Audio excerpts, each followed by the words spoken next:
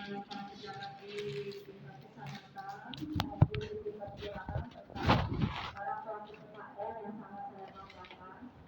Tujuan kami pada saat ini adalah sosialisasi terhadap pembuatan PDU. Dari semua pelaku PKL yang hadir di hari ini, apakah ada yang satu lokasi atau tersebar di lokasi lain, Pak? Ada yang satu lokasi enggak? Satu hamparan, maksudnya misalnya di PSU atau di perempuan atau misalnya di tempat-tempat lainnya. Tersebar ya Pak ya semua ya. Ini perwakilan dari 4 kelurahan ke kecamatan Medan Satria.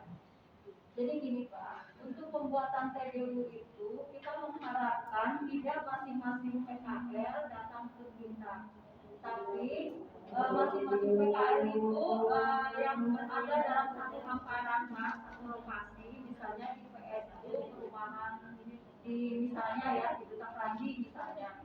Nah itu membentuk satu paguyuban. Jadi biar kuat ya. Jadi misalnya di situ ada 5 pedagang atau misalnya ada 10 bahkan lebih. Cobalah membentuk satu paguyuban. Nanti dipilih dari masing-masing anggotanya siapa yang menjadi ketua. Dan nanti Bapak ketua paguyuban itu bisa mendatangi kelurahan. Ditanyakanlah apakah lokasi tersebut bisa menjadi lokasi PKL yang merupakan zona kuning atau zona hijau. Kami tidak menerima untuk zona merah ya Pak ya. Zona kuning juga nanti bisa, itu misalnya jalan itu misalnya pagi itu ramai, tapi malam tidak terlalu ramai. Bisa nanti dibuatkan izinnya itu menurut jam pelaksanaan Bapak pedagang, misalnya jam 5 sampai jam 10 malam gitu, paginya sudah bersih. Atau misalnya pagi, ya, misalnya kayak pasar kaget ya, dari jam 6 sampai jam 11. Atau misalnya pada hari Minggu, di saat pasar kaget itu kan sekarang banyak ya, hari-hari Minggu itu para pedagang. Dan nanti paguyuban tersebut membagikan persyaratan yang perlu dilengkapi untuk pembuatan TDU. Dari persyaratan tersebut nanti disampaikan ke pihak kelurahan, didata ulang dan nanti ditandatangani persyaratan tersebut oleh Kalurah. Setelah lengkap nanti disampaikan ke kecamatan untuk mendapatkan izin dari Buncaman. Setelah semuanya terpenuhi, Bapak tinggal tunggu nanti dari pihak kecamatan yang datang ke kantor kita. Kantor dinas Koperasi UKM itu ada di lantai 9 Pak. Nanti berkas-berkas tersebut disampaikan kepada kita. Nanti kita data masuklah ke dalam data SIM PKL namanya. Dan nanti Pak Hendra mungkin SIM PKL itu nanti akan bisa diakses di kecamatan maupun kelurahan, tapi memang sekarang masih dalam tahap upgrade data ya. Nah nanti setelah selesai kita buatkan SIM PKL dengan persyaratan yang sudah lengkap, nanti disampaikan lagi ke pihak kecamatan, dari pihak kecamatan ke kelurahan, barulah nanti sampai ke bapak-bapak. Dan nanti setelah dapet itu kita akan terus pantau Pak, terus akan kita bimbing Bapak, seperti yang tadi Pak Subur maupun Pak Ayat sebutkan bahwa nanti ada fasilitas-fasilitas yang kita fasilitasi untuk peningkatan kesejahteraan para pedagang PKL. Saya rasa itu Pak yang untuk masalah pembuatan TDU. Jadi kita tidak menerima masing-masing PKL ya Pak ya, karena kan memang suasananya juga lagi pandemi begini dan juga itu kita harus ada izin dari wilayah setempat yaitu kecamatan dan kelurahan. Terus juga nanti mohon juga untuk acara ini setelah ditutup, para pejabat di kecamatan maupun di kelurahan mohon tidak keluar ruangan dulu, karena dari konsultan ya Pak ya nanti akan ada arahan untuk survei ya Pak ya, karena mulai hari ini akan diadakan survei ke 12 kecamatan dan 56 kelurahan untuk menerapkan data PKL, data kajian durasi PKL ya Pak ya.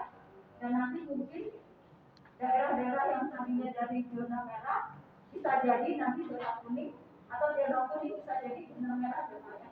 Karena memang melihat perkembangan perkembangan kota sekarang, yang tahu kan pihak kecamatan kelurahan ya. Nanti tolong dibantu Pak untuk tim survei ini, dan juga nanti kita juga akan selanjutnya akan ada sosialisasi hasil dari kajian dari tim survei ini. Mungkin nanti mau izin lagi Pak Hendra, kita pinjam tempat lagi di sini. Nanti akan kita paparkan hasil dari kajian dari konsultan. Terima kasih Pak. Juga dari tambahan dari Ibu tadi. Selanjutnya silakan kepada audiens kalau memang masih ada pertanyaan. Ada pertanyaan? Ya, masih ada waktu. Kita mengalir aja diskusi gimana kita cari solusi, sharing juga, sharing ya, benar sharing.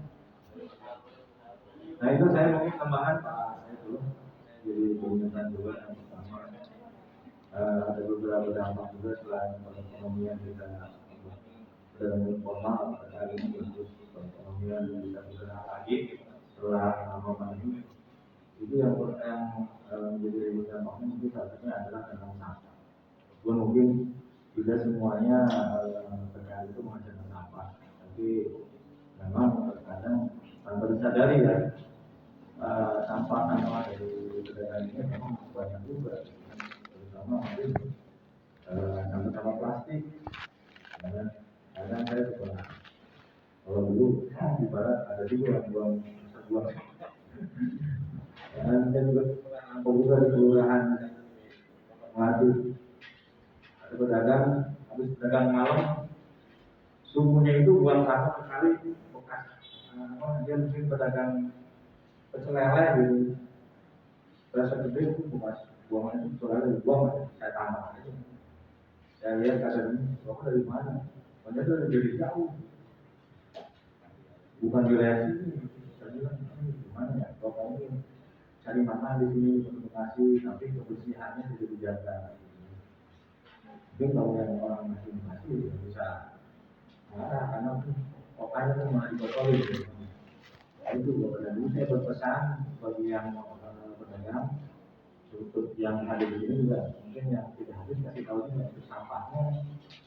Silakan koordinasikan dengan RT RW ya tempat yang sampai berantakan kesehatan sehingga menjadi merusak estetika kecamatan Medan saja dan Kota. Itu banyak sekali. Artinya dari pedagang informal ini dan pedagang lainnya itu banyak pemasukan yang harus kita bahas ya Bu ya. Dari K3-nya, dari estetikanya. Nah, mungkin dengan TDU ini bisa tertib administrasi dan ini memudahkan kita. Nah, kalau misalkan ada bantuan atau apa yang dari pusat, ya Pak ya, ini yang sudah terdaftar nih, yang pasti akan mendapat bantuan ini tidak bukan yang sudah terdaftar Pak, yang mungkin sudah terdaftar.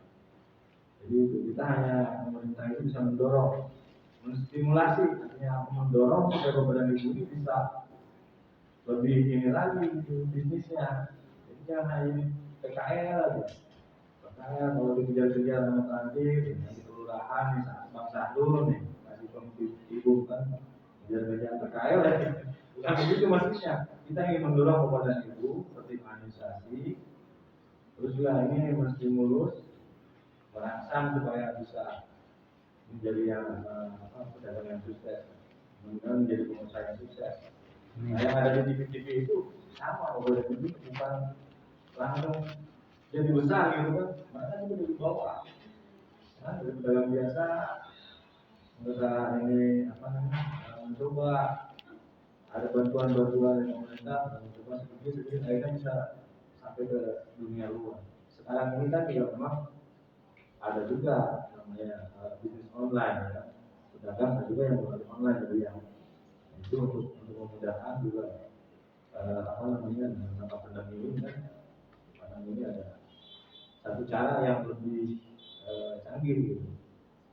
Nah beberapa itu jangan sampai kalah menurut saya. Silakan berusaha begadang selama itu sesuai dengan aturan dan tempatnya juga tempat yang sesuai aturan. Saya rasa itu mungkin Pak Edo kalau tidak ada mungkin ya. Baik, kalau memang sudah tidak ada pertanyaan, kita cukuplah sosialisasi kita pada hari ini. Ya dari saya ucapkan mohon maaf bila ada kekurangan di sini. Ya, assalamualaikum warahmatullahi wabarakatuh.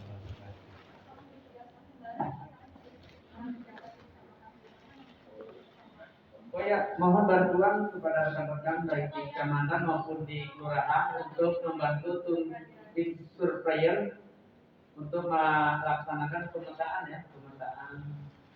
zonasi PKL Kota Bekasi. Ya. Saya rasa itu mungkin terima kasih Bapak Ibu atas dari saya dalam program dari kecamatan Sandia. Terima kasih. Saya dulu mewakili beliau. Assalamualaikum.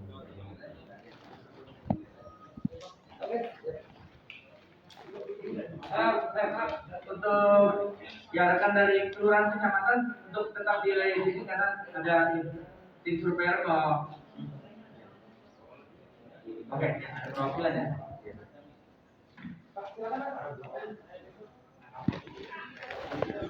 Para kasih perwakilan, kasih untuk tetap di ruangan.